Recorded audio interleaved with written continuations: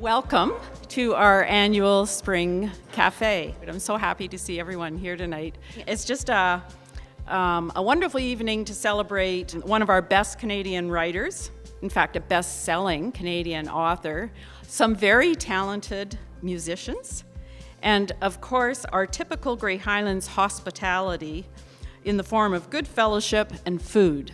Please join me in welcoming our musical guests, Martha Rogers and Mariana Hill.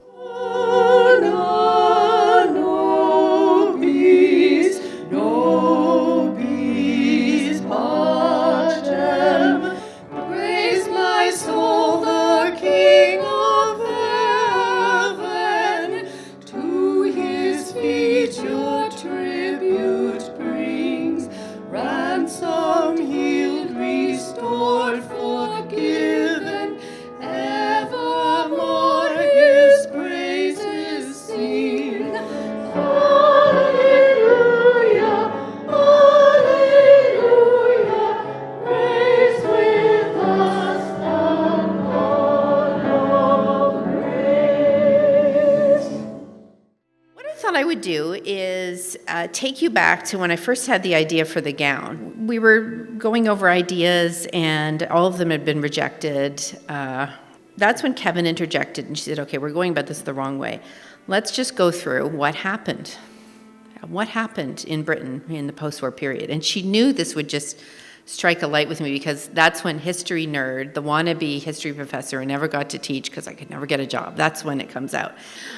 So I had the two of them there and I, set loose. There was the Suez Crisis. There was the Festival of Britain, fascinating showcase of architecture and design in the post-war period, and their eyes just kept glazing over. And then I'm thinking, okay, what?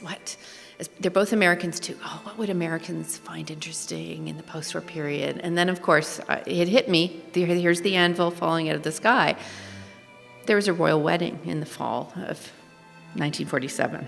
When I started researching just the idea of the wedding, what happened, I realized I was bracing myself for a lot of people to have their noses out of joint. The royal family gets this wonderful, elaborate wedding where we're feeling like we don't have enough coal to heat our houses and we can't buy new clothes.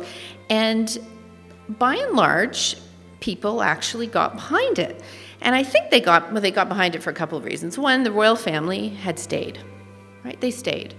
And we've all, I think most of us have heard the Queen as in the Queen Mum, the Queen's famous comment, which is when asked if the princesses were being sent to Canada. And she said, the princesses cannot go without me. I cannot go without the king, and the king will never go. And that was that. So the royal family was at the height of its popularity, justifiably so. But it's also the case, I think, that people really wanted to have a party, like just something to feel good about, a reason to celebrate. I mean, there's nothing like a good old-fashioned British street party.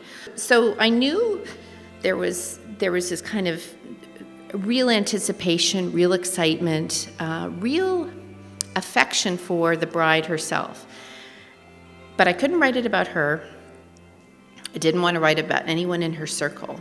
Because also, as much as I love the princess and her family in an abstract way, let's be realistic. How much suffering were they doing compared to the average person in Britain? Not the same. So if I wanted to look at what life was like for ordinary people, I had to find some ordinary people to write about.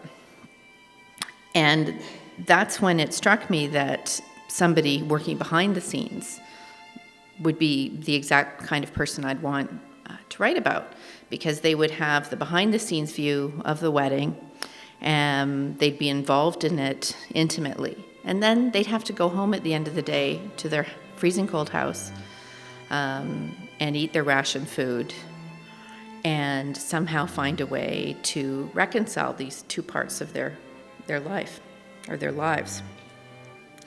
And that's when I realized I had to write about the women who made the gown.